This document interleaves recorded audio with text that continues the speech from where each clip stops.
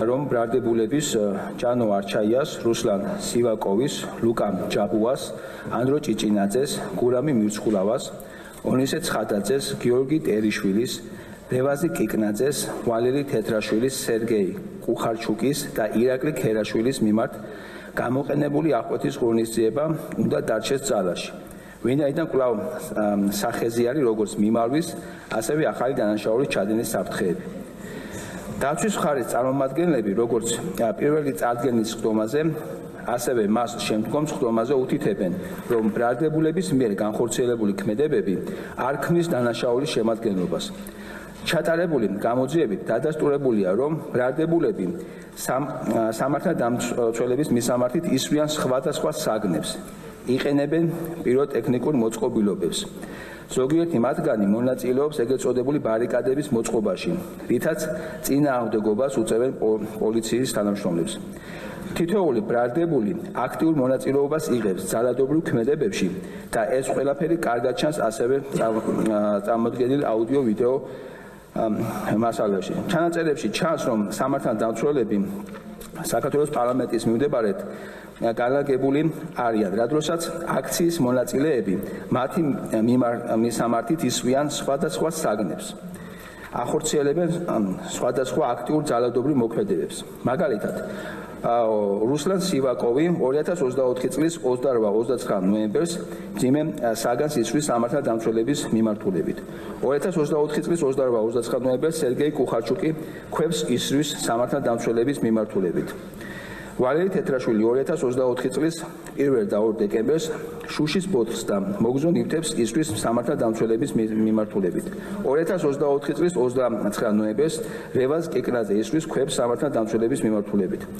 ასევე ჯგუფურ ძალადობაში მონაწილე ირაკლი ქერაშვილი 2024 წლის 1 დეკემბერს საქართველოს პარლამენტის მიმდებარე ტერიტორიაზე საპროტესტო აქციაზე პიროტექნიკური ნაკეთობიდან ისვრის სამართალდამცველების მიმართულებით. გიორგი ტერიშვილიც 2024 წლის 1 დეკემბერს მოგზო მასიურ ნივთებს ისვრის სამართალდამცველების მიმართულებით. ანდრო ჭიჭინაძე 2024 წლის 29 ნოემბერს საქართველოს პარლამენტის მიმდებარე ტერიტორიაზე საპროტესტო აქციაზე ჯოხს ისვრის სამართალდამცველების მიმართულებით. ასევე გურამ მირცხულავა 2024 წლის 1 დეკემბერს საქართველოს პარლამენტის მიმდებარე ტერიტორიაზე მძიმე საგანს ისვრის პოლიციელების მიმართულებით. ჯანო არჩიაც 2024 წლის 29 ნოემბერს მძიმე საგანს ისვრის სამართალდამცველების მიმართულებით. 2024 წლის 29 ნოემბერს ჯგუფურ ძალადობაში მონაწილე კიდევ ერთი პირი ლუკა ჯაბუა მძიმე საგანს ისვრის სამართალდამცველების მიმართულებით.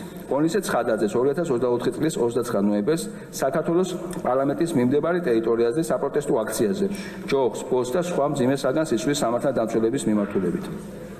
შესაბამისად, თითოეულ შემთხვევაში ჩანს, რომ მოქალაქეების გარკვეული ნაწილი ახორციელებს ძალადობრივ მოქმედებებს, რაც გამოიხატება სხვადასხვა საგნების სროლაში და ამ პირთა შორის არიან წარმოდგენილი ბრალდებულებიც, რომლებიც თავიანთი აქტიური ქმედებებით ხელს უწყობენ ჯგუფურ ძალადობრივ მოქმედებებს.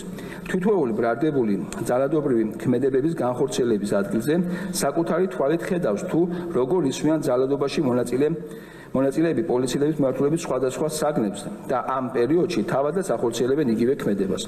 ასეთ შემთხვევაში კვალიფიკაციისათვის არსებითი მნიშვნელობა აღარ აქვს ჯგუფურ ძალადობაში მონაწილე პირები მანამდე იცნობდნენ თუ არა ერთმანეთს.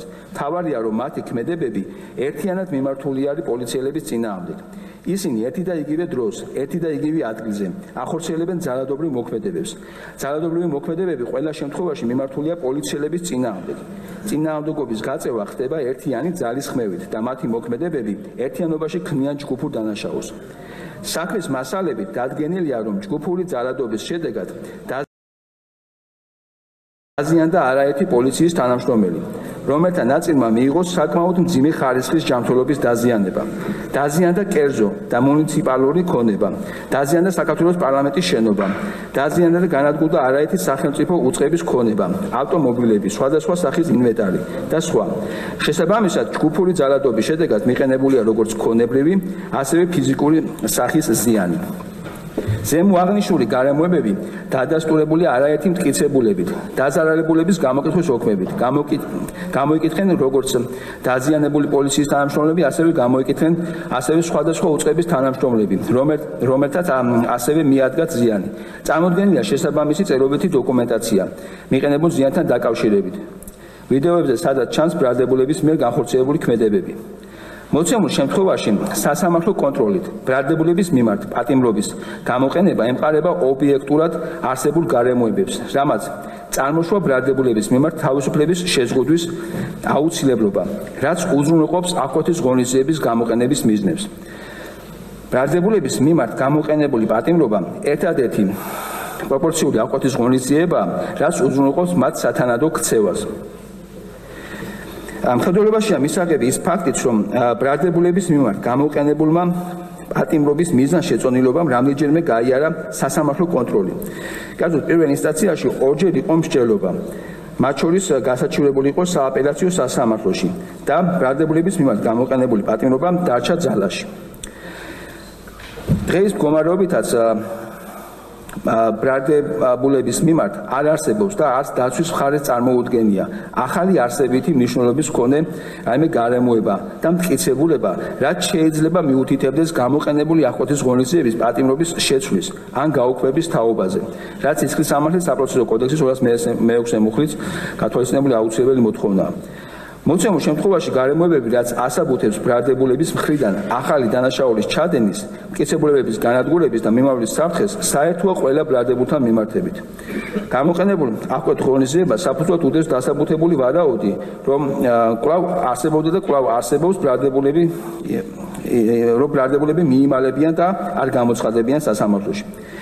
11-ვე ბრალდებულს ბრალი ედება მძიმე კატეგორიის დანაშაულის ჩადენაში, რომლის დადასტურების შემთხვევაში საშელის სახით უალტერნატივოდ გათვალისწინებული არის საპატიმრო საშელის დანიშნვა თავისუფლების აღკვეთა 4-დან 6 წლამდე ვადით. შესაბამისად, თუ არ იქნება გამოყენებული შემაკავებელი ხასიათის ღონისძიება, კერძოდ აღკვეთის ღონისძიება პატიმრობა, მოსალოდნელი საშელის თავიდან არიდების მიზნით ბრალდებულები მიემალებიან და არ გამოცხადებიან სასამართლოში.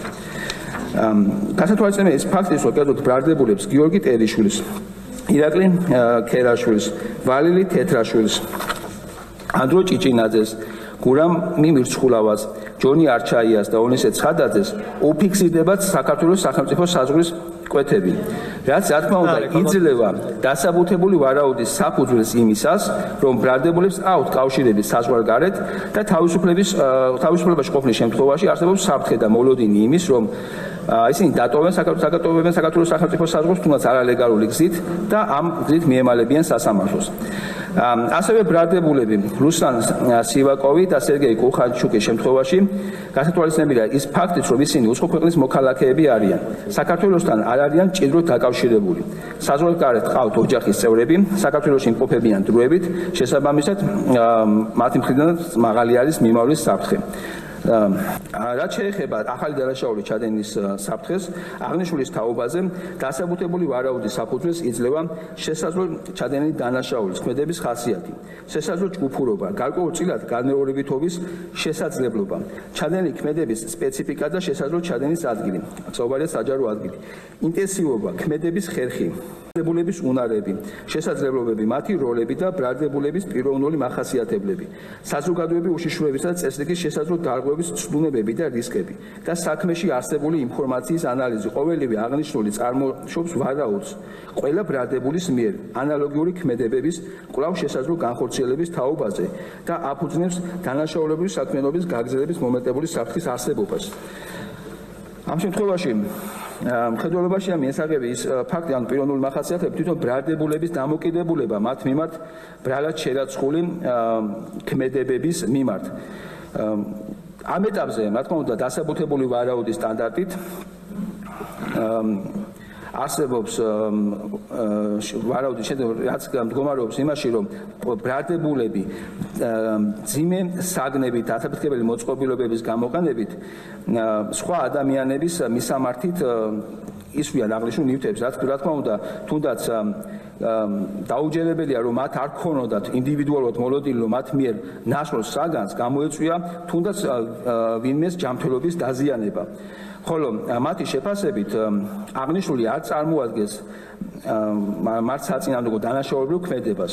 აღნიშნულს წარმოაჩენენ როგორც გამოხატვის თავისუფლებას.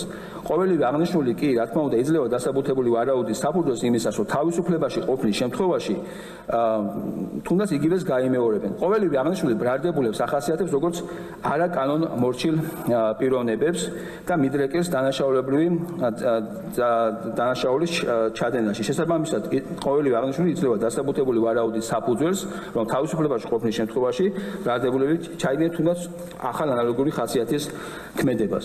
აღნიშნულიდან გამომდინარე, მიგვაჩნია, რომ ჯანო არჩაიას, რუსლან სივაკოვის, ლუკა ჯაბუას, ანდრო ჭიჭინაძეს, გურამი მირცხულავას, ონისე ცხადაძეს, გიორგი ტერაშვილის, რევაზი კიკნაძეს, ვალერი თეთრაშვილის, სერგეი კუხარჩუკის და ირაკლი ქერაშვილის მიმართ გამოყენებული აკუთრის ღონისძიება პატიმრობა საფუძვლიანია, ის უზრუნველყოფს აკუთრის ღონისძიების მიზნებს და უნდა დარჩეს ძალაში. დავაჟათი, ახლა ბატონო მოსამართლეო, ჩემი კოლეგის მოთხოვნას. გასაგებია. დავიწყოთ ბატონი თორნიკე, რას გვეტყვის აბა აღნიშნულ საკითხთან დაკავშირებით.